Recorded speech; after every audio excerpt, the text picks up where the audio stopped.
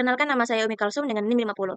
Nah, di sini saya akan menjelaskan pada bagian indeks HTML kami, yaitu pada bagian header. Nah, di header ini gunakan untuk mengatur informasi halaman seperti judul website, ya berupa plagiat check, mengatur tampilan responsif, menghubungkan from Google Fonts, serta file CSS untuk mempercantik tampilan website. Lalu, di sini juga ada style. Nah, style ini merupakan CSS lah, misal digunakan untuk mengatur desain website seperti warna, ukuran tombol, tampilan kartu, from input, pop-up pembayaran, dan tampilan profil anggota tim kami. Lalu selanjutnya ada di bagian navbar. Nah, di bagian navbar ini digunakan untuk membantu menu navigasi yang terdiri dari beranda, cek teks, harga, tentang, riwayat, dan hubungi agar pengguna dapat memindahkan halaman dengan mudah. Lalu selanjutnya ada homepage. Nah, pada bagian ini terdapat informasi utama aplikasi, yaitu fitur unggulan serta langkah-langkah penggunaan sistem plagiarisme. Lalu ada check page. Nah, di bagian check page ini merupakan fitur utama aplikasi. Pengguna dapat memasukkan teks atau menggunakan dokumen. Kemudian sistem akan melakukan proses deteksi plagiarismenya. Lalu di sini juga ada resulnya, yaitu setelah proses deteksi selesai, hasil ditampilkan dalam bentuk presentase kemiripan sumber yang terdeteksi serta tombol untuk mengunduh laporan dan menyimpan hasilnya.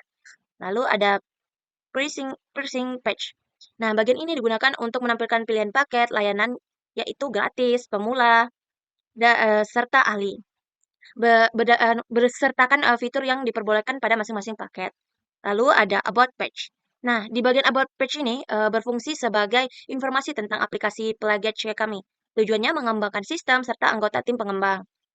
Lalu ada di bagian history page. Nah, di bagian history page ini digunakan untuk menyimpan hasil pengecekan sebelum menggunakan local storage, sehingga data dapat dilihat kembali.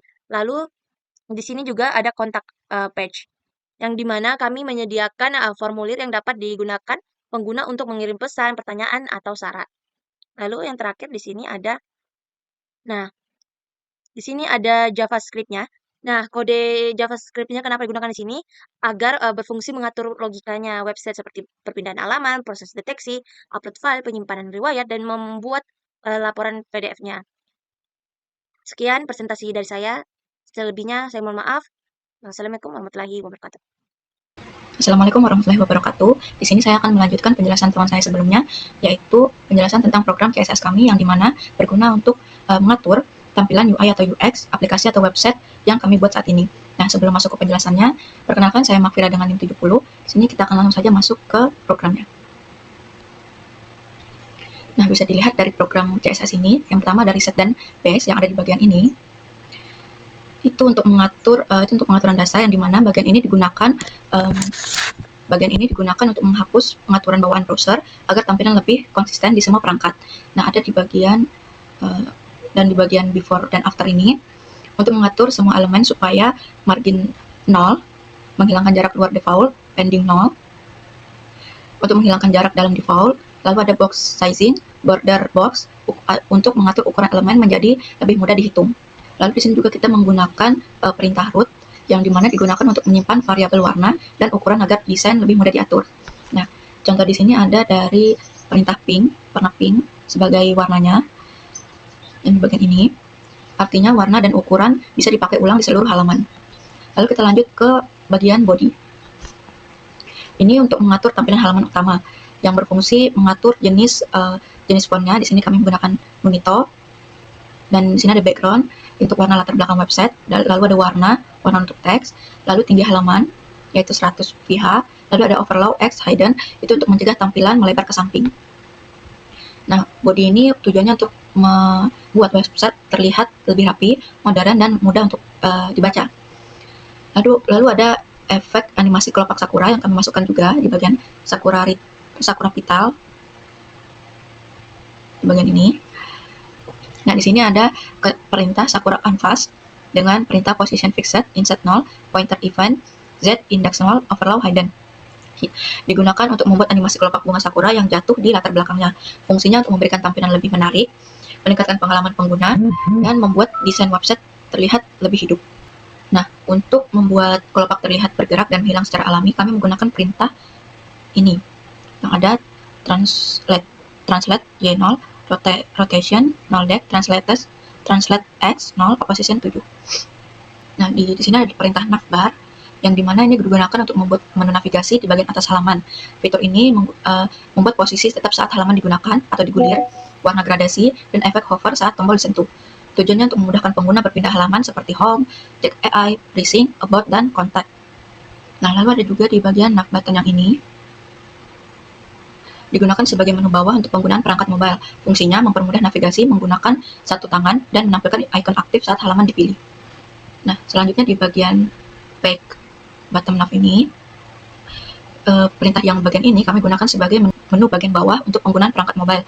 Fungsinya untuk mempermudah navigasi menggunakan satu tangan dan menampilkan ikon aktif saat halaman dipilih. Bisa dilihat. Lalu kita lanjut ke menu utility atau komponen umum.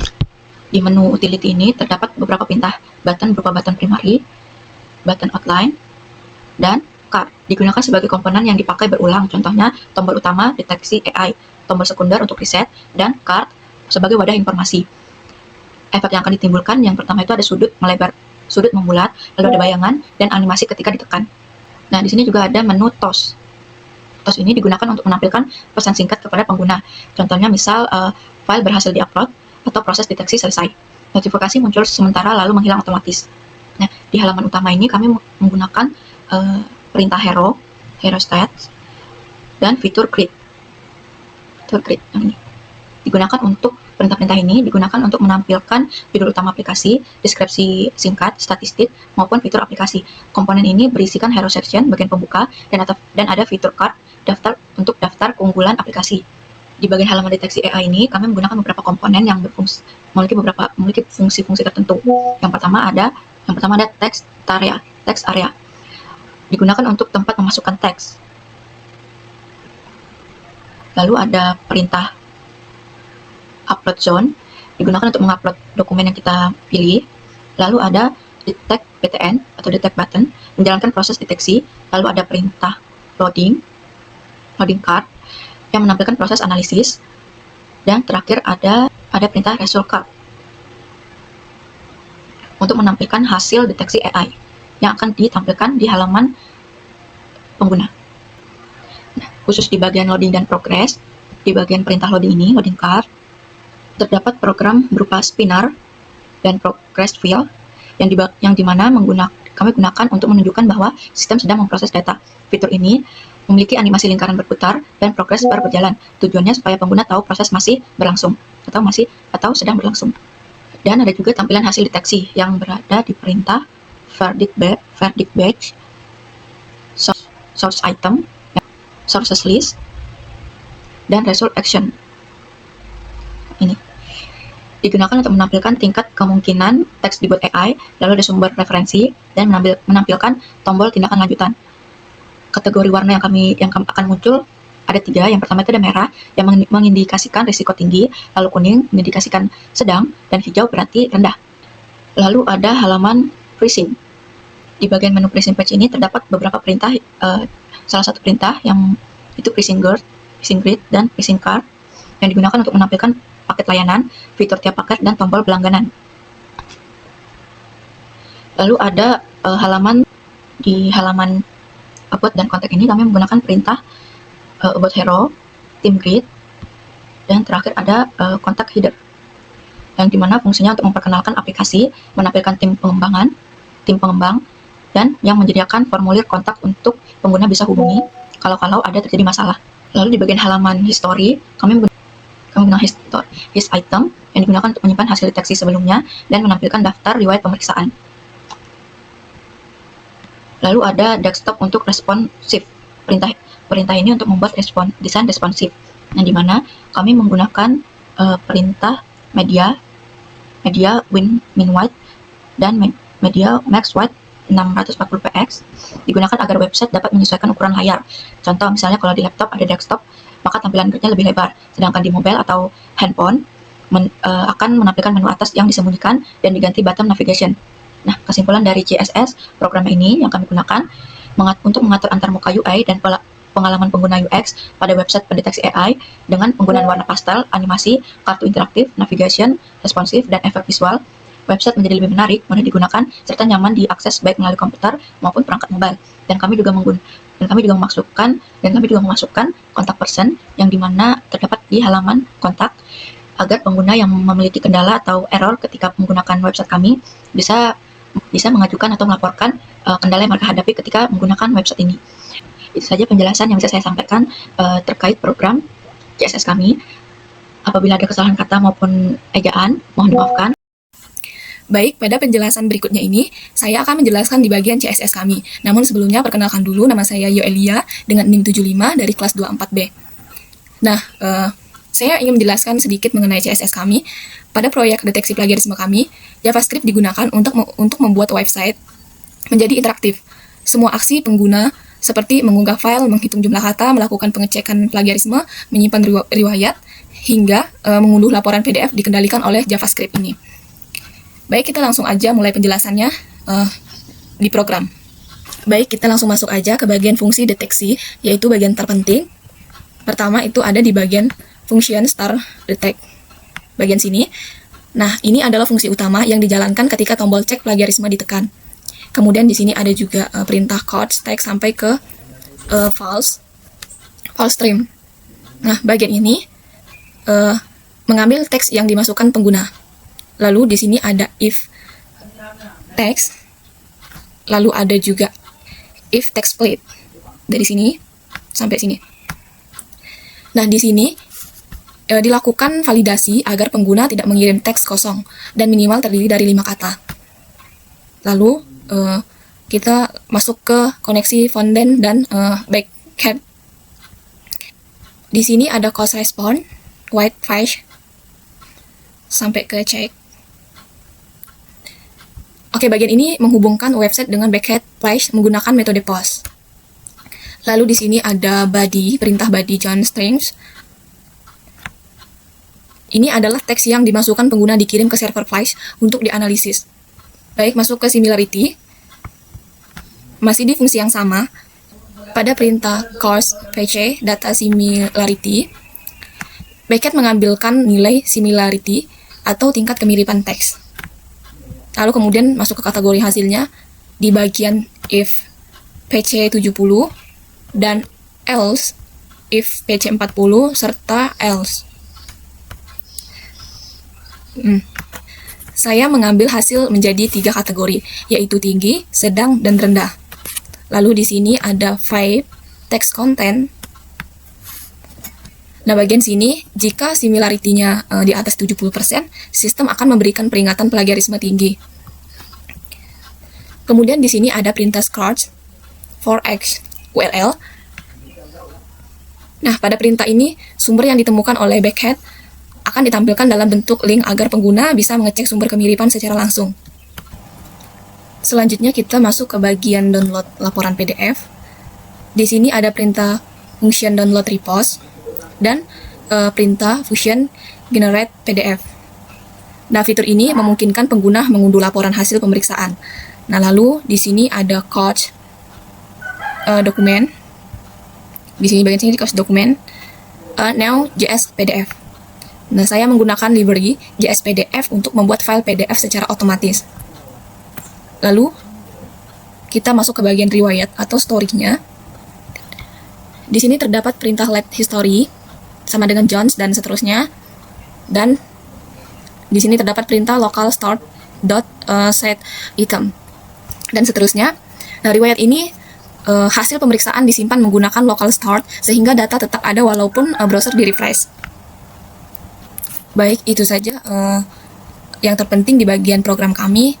Karena di sini terlalu banyak, jadi saya simpulkan saja bahwa JavaScript pada web deteksi plagiarisme kami ini berperan sebagai penghubung antara pengguna dan sistem. Nah, JavaScript menangani interaksi pengguna, validasi data, komunikasi, dan Flash API, menampilkan hasil deteksi plagiarisme, menyimpan riwayat, serta menghasilkan laporan PDF secara otomatis. Dengan JavaScript, website menjadi dinamis, interaktif, dan mudah digunakan. Baik, itu saja penjelasan yang dapat saya sampaikan. Mohon maaf jika ada kekurangan dalam penjelasan saya. Saya ucapkan terima kasih. Perkenalkan, nama saya Indra Bella dengan NIM 240517646. Jadi di sini saya akan melanjutkan penjelasan pada bagian index.py. Langsung masuk saja ke penjelasannya. Sama pada bagian ini, yang pertama Flex. Ini untuk membuat API. Ada serve API untuk mencari teks di Google. Kemudian ada Beautiful Soul yang ini untuk mengambil isi website. Dan terakhir ada TF, IDF, dan Constant Similarity untuk menghitung kemiripan teks. Selanjutnya, membaca API key. Ini kodenya load.env. Jadi, fungsi untuk mengambil API key API dari file environment. Dan selanjutnya ada membersihkan teks. Kode yang digunakan yaitu yang ini, dev clean text. Ini berfungsi untuk mengubah teks menjadi huruf kecil dan menghapus tanda baca. Selanjutnya, mengambil isi website, yaitu kodenya dev get text from URL. Jadi berfungsi mengakses website dan mengambil isi paragraf serta judul untuk dijadikan bahan perbandingan. Selanjutnya ada endpoint. Kode yang digunakan adalah approach. Jadi berfungsi menerima teks yang dikirim pengguna dalam format JSON. Dan selanjutnya pencarian di Google menggunakan kode yang ini, search dengan Google Search. Jadi berfungsi menggunakan sebagian teks sebagai kata kunci pencarian dan mengambil beberapa URL hasil pencarian. Kemudian untuk menghitung kemiripannya, itu menggunakan kode yang ini. Nah, fungsinya untuk membandingkan teks pengguna dengan isi website yang ditemukan dan menghasilkan presentase kemiripan. Dan selanjutnya mengembalikan hasil, ada return JSON-DB.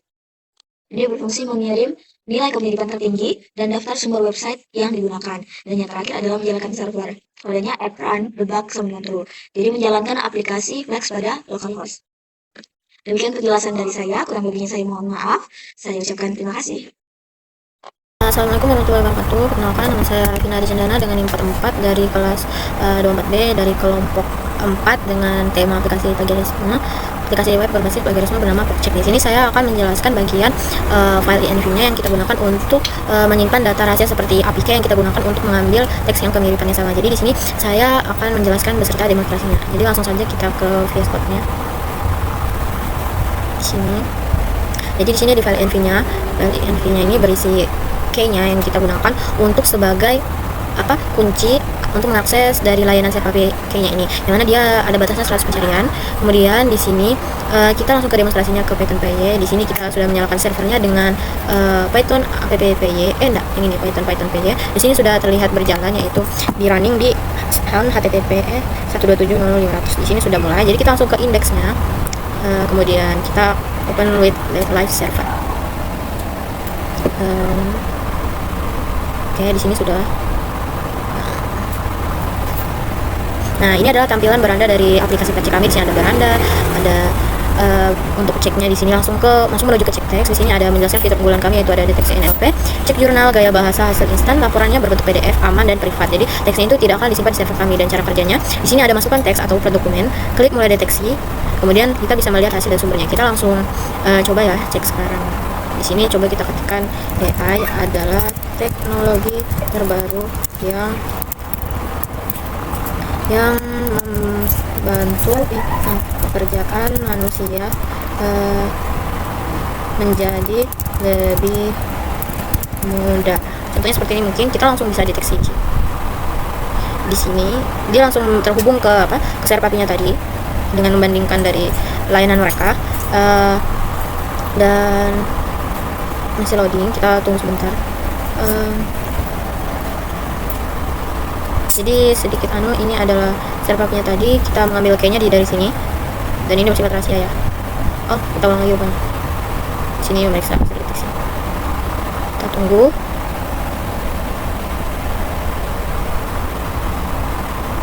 Sedikit lama mungkin karena banyak sekali yang memakai kata-kata ini. Oh, gagal. Berarti coba kita cek lagi di sini. Oh, rupanya tidak berjalan di terminalnya ini. Jadi kita langsung Ctrl C, Python PY. Kita tunggu sebentar.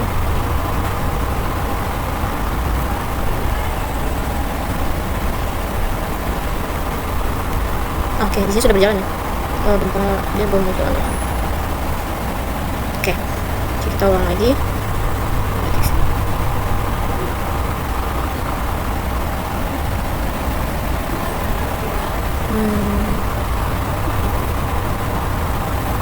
bentar sampai dia muncul ini. Kemudian kita bagi dua aja layarnya. Dan cek sekarang. Nah, itu kita coba put dokumennya.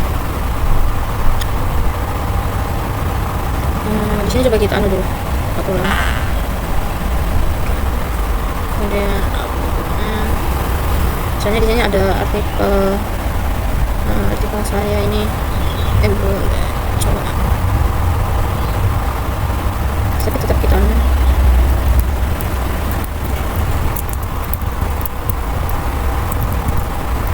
Kita ambil dari teksnya lah.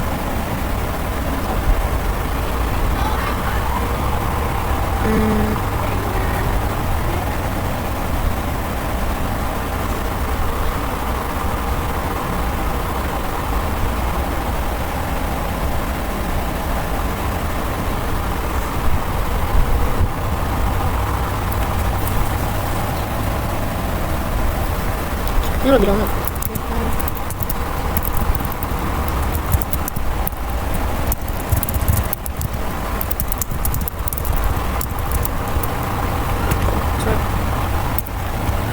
Kita ambil bagian abstrak sampai sini. Kemudian